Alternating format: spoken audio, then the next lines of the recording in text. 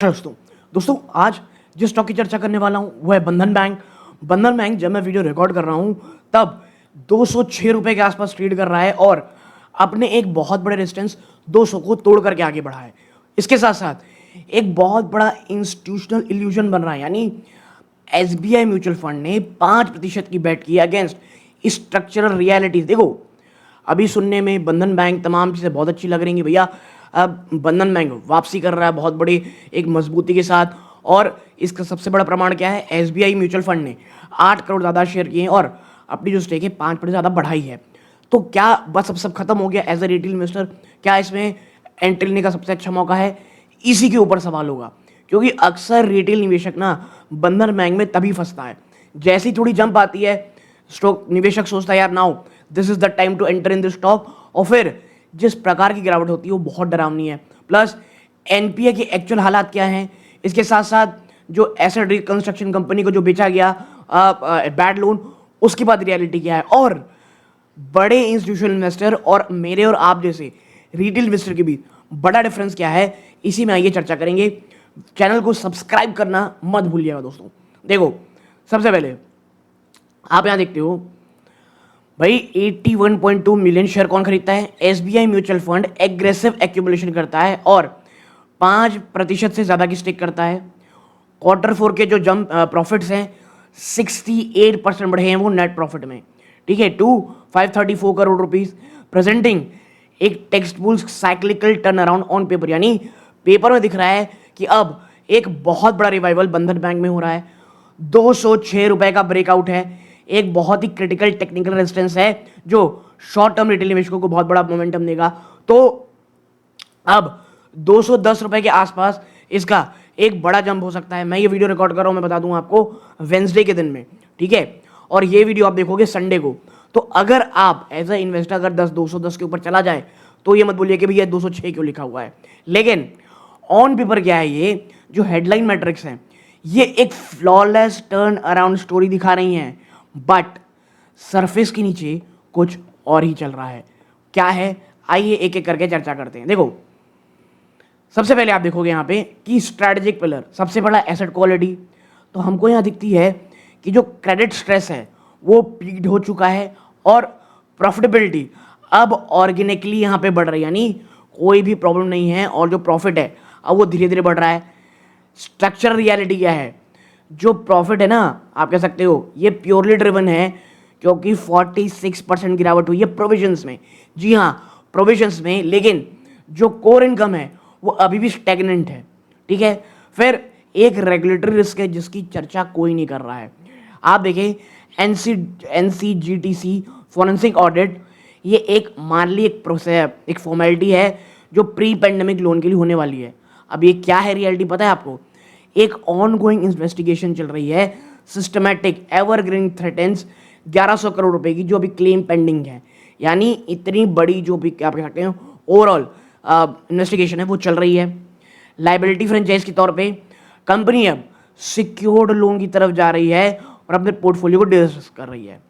याद रखिएगा अगर आप कहाँ जा रहे हो सिक्योर्ड की तरफ, तो मैं हमेशा कहता हूँ आपको यील्ड कभी नहीं मिलेगी, यानी जो मार्जिन हम एंजॉय करते थे अनसिक्योर्ड में वो आप नहीं करोगे। और भैया जब आपका एक हाई डिपॉजिट कॉस्ट रेशियो है, क्योंकि आपका जो कासा रेशियो है वो 29% है, यानी भैया सिंपल चीज़ है 29% जो आप कमा रहे हो 100 रुपये में वो सेविंग्स अकाउंट और करंट अकाउंट में कमा रहे हो जहाँ पे इंटरेस्ट कम है, लेकिन बाकी का 71 रुपये आप जो एफडीज होती हैं आरडीज होती हैं वहाँ से कमा रहे हो।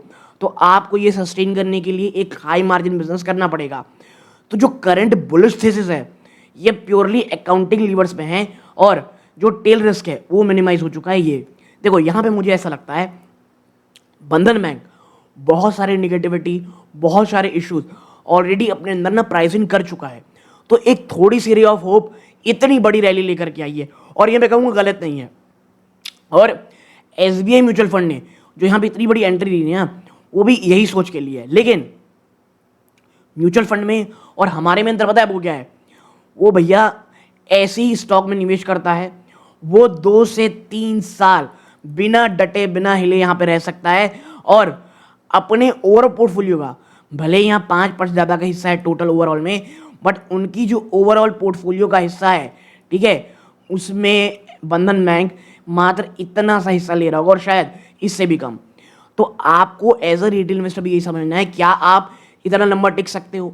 क्या आप इतना पैसा है आपके पास कि यहाँ पे आप निवेश डालो? हाँ, आप मुझसे कहो कि भैया 1% 2% डालूंगा और एक बड़ा टर्न अराउंड का इंतजार करूंगा, वेरी गुड, उसमें शायद 1 महीना 2 महीने लगे। और ये जो रैली है, प्लीज इससे इल्यूजनाइज मत होइएगा।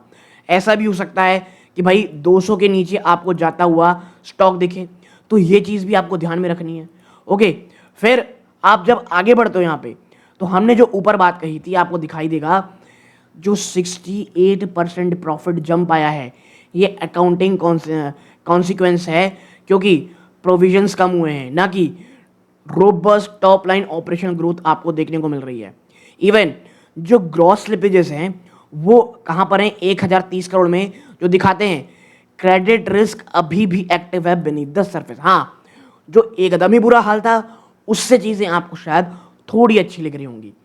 इसके साथ साथ जो एआरसी का मास्किंग इफेक्ट है, देखो हो क्या रहा है, अब स्ट्रेस जो ईबी और एमएफआई लोन्स थे, ठीक है, एमएफआई मतलब आप कह सकते हो जो मैक्रो फाइनेंस इंस्टीट्यूशन के लोन्स होते हैं, वो अब उसको क्या किया गया, ऑफलोड कर दिया गया एआरसी को, एसेट रिकंस्ट्रक्शन कंपनी को, कि भैया ये बैड लोन आप बेच लो, बाकी पैसे आपके।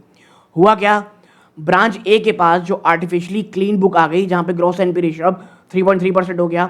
ब्रांच बी की जो नॉन इंटरेस्ट इनकम है वो 770 करोड़ रुपए बढ़ गई, 700 करोड़। यानी जो अगर आप बैड लोन को सेल कर रहे हो, बेच रहे हो, तो ये आपकी जो अंडरलाइंग रन रेट है और फ्रेश रेट उसे कहीं ना कहीं दबा देता है। और ये एक वन ऑफ आप ये सकते हो स्ट्रक्चरल बफर था, जो कम कर देता क्या, इमीडिएट प्रोविजन रिक्वायरमेंट। यानी भाई पैसे आ गए तो अब पैसे तो आप जो प्रोविजन आपको करने थे वो आप नहीं करोगे, बट लेकिन ये वन टाइम था, तो ये कोई ऑर्गेनिक रिकवरी नहीं हो रही है, ये आप चीज़ ध्यान में रखो, ठीक है। और मैं इसीलिए कह रहा हूँ, जब बहुत सारे निगेटिव ऑलरेडी प्राइस इन है, एआरसी से बैंक लोन, अब जो बैड लोन थे वही बिक गए, तो ये एक अच्छी तरफ तस्वीर एटलीस्ट एज ए इन्वेस्टर आपको दिखाती है। फिर एनसीजीटीसी आप फॉरेंसिक ओवरहैंग देखोगे, तो भाई आप ये कह सकते हो ये एक जो आपका लोन रहता है अगर वो खराब हो जाए तो जो आपको इंश्योरेंस मिलता है आपके डिपॉजिट का, उसकी बात यहाँ हो रही है। 23,300 करोड़ की जो टोटल बुक है वो अंडर स्ट्रिक्ट रेगुलेटरी स्क्रूटनी, यानी इसकी बहुत स्ट्रिक्ट जांच की जा रही है। और इमीडिएट रिस्क क्या है, 1100 करोड़ रुपए in pending net settlement frozen, 1100 crore रुपए जो पेंडिंग है उसका नेट सेटलमेंट अभी रोक दिया गया है। अब ये ना एक अकाउंटिंग एडजस्टमेंट नहीं है, ये एक नेगेटिव फाइंडिंग है जो ट्रिगर करती है एक बहुत ही सीवियर, बहुत ही serious RBI punitive asset classification mandate को, ठीक है। और आप यहाँ वर्ड सुनो भाई, एवरग्रीनिंग क्या होती है, ये प्रैक्टिस है issuing fresh loans to artificially keep delinquent accounts active. भाई आप एक काम करते हो कि फ्रेश लोन आप बांट देते हो ताकि आपके अकाउंट ऑफ नंबर्स, आपका डेटा अच्छा दिखे। जो ऑडिट है ये इन्वेस्टिगेट कर रहा है systematic evergreening of fictitious customer profile तो नहीं है, यानी आर्टिफिशियल बूस्ट तो नहीं किया गया है कि हाँ भैया लोन हम आज भी दे रहे हैं, हमको आज भी नए क्लाइंट मिल रहे हैं, ये तो नहीं किया गया। तो यही कहा जा रहा है यहाँ पर, कहाँ पर, यहाँ पर, ओके। तो एज अ मैं फिर कहूँगा इन्वेस्टर आपको ये देखनी है। फिर asymmetric risk institution versus retail capital, देखो भैया यहाँ पे साफ लिखा है institution capital SBI mutual fund ये एब्जॉर्ब कर सकता है कोई भी massive sudden asset return down अगर फॉरेंसिक ऑडिट फेल होता है, यानी अगर कोई बड़ी गिरावट होगी इसे कोई फर्क नहीं पड़ेगा, आपका पोर्टफोलियो तहस नहस हो जाएगा, एक अनएक्सपेक्टेड रेगुलेटरी गैप डाउन दिखेगा आपको। भाई इनका कैपिटल 5 साल तक टिक सकता है साइक्लिकल तौर पे, आप घबरा जाओगे, आप बोल भी सकते हो कि ना घबरा जाते हैं, और किसी भी एक रिटेल इन्वेस्टर का आप पूछेंगे तो वो घबराएगा ही। और वो भी कब, जब बंधन बैंक जैसे स्टॉक में जिसका इतिहास ऑलरेडी इतना वॉलेटाइल, इतना डेंजरस रहा है, structural production company already hedge कर चुकी रहती है एक ब्रॉडर मैक्रो इकोनॉमिक पोर्टफोलियो में, अगर आपने इसे हेज नहीं किया है तो आपके डाउन साइड और ज़्यादा खराब हो जाते हैं। सो मिमिकिंग एक 200 करोड़ रुपए का accumulation strategy without institutional balance sheet protection, ये एक हाई रिस्क बैट है। मैं ये नहीं कहूँगा फिर से बंधन bank is bad, of course it's a dangerous stock. अभी कुछ पॉजिटिविटी आई क्योंकि ऑलरेडी बहुत ज़्यादा गिरावट थी। अगर आप बंधन बैंक मुझसे कहो कि भैया मैं 150 160 में ले रखा हूँ, तो आपने एक अच्छी बैंक ले रखी है। बट अगर आप 200 के ऊपर एक्यूमुलेट कर रहे हो, इवन अब 180 to 190, आप एक हाई रिस्क एक हाई रिवॉर्ड के ऊपर जा रहे हो। ये चीज़ ध्यान में रखो आप। ओके नाउ आप अगर आगे बढ़ोगे, कंपनी का पिलर 3 द स्ट्रक्चरल पिवट, देखो भाई जो रिटेल लोन है अब इसमें एक्सक्लूडिंग हाउसिंग ये रैपिडली 46% बढ़ रहा है ईयर ऑन ईयर, और अब सिक्योर्ड एडवांसेस 56.2% हो गए हैं। तो यानी कंपनी की बैलेंस शीट तो क्लीन होगी, बट क्योंकि आपका कासा रेशियो अभी भी बहुत ज़्यादा कम है, मैं कहूँगा आपको एक हाई यील्ड बिजनेस देना पड़ेगा, वरना आप कैसे करोगे? आप फिर और ज़्यादा महंगे, अगर आपके पास पैसे नहीं रहे तो आप फंड रेज करोगे और फिर आप वापस से एक हाई इंटरेस्ट रेट फंड उठाओगे। तो ये चीज़ें जो हमें आने वाले समय में भी लगातार बंधन बैंक की देखती रहनी है। फिर मार्जिन एक्सक्यूज, जैसे मैंने कहा कि भाई कॉस्ट ऑफ फंड एक्सपेंशन बहुत ज़्यादा होगा। क्यों? क्योंकि अब आप अनसिक्योर्ड लोन नहीं ले रहे हो, ठीक है।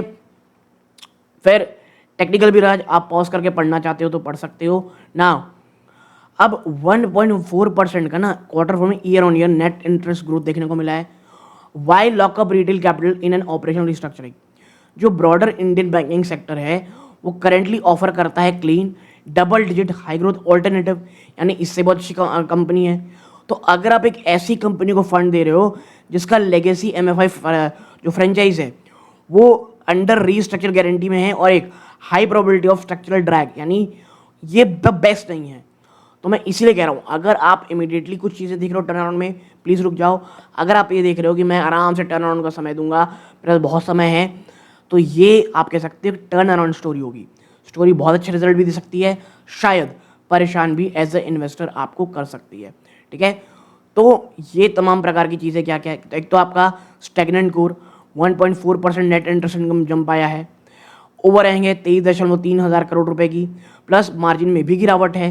तो ये तमाम चीज़ें मिलकर के ना एक हाई प्रोबेबिलिटी है कि एक स्ट्रक्चरल गिरावट, स्ट्रक्चरल रैग आपको यहाँ शायद देखने को मिलेगा। ये चीज़ अपने ध्यान में ज़रूर रखिएगा as a investor. So what is the execution? तो भैया देखो, ignore the speculative technical resistance push at 206 रुपये, जो कि एक बहुत बड़ा रेजिस्टेंस है। आप वर्डिक्ट का इंतजार करो कि NCGTC का फॉरेंसिक वर्डिक्ट क्या आता है। आपको लगातार 2 कॉन्सिक्यूटिव देखना पड़ेगा कि क्या जो ऑर्गेनिक नेट ग्रोथ है वो 12% से ऊपर है विदाउट कि भैया ARC से बैड लोन चेंज किया तो उसके पैसे आ गए। ये चीज़ें आपको ज़रूर बंधन बैंक में ध्यान रखनी है। ओके, तो भाई सिर्फ इसलिए कि SBI ने खरीद लिया इसलिए नहीं लेना है, हमको सब चीज़ समझना है कि एक्चुअल में चीज़ें किस प्रकार की हैं और क्या है। दोस्तों आपकी क्या राय बंधन बैंक को लेकर के ज़रूर बताइएगा।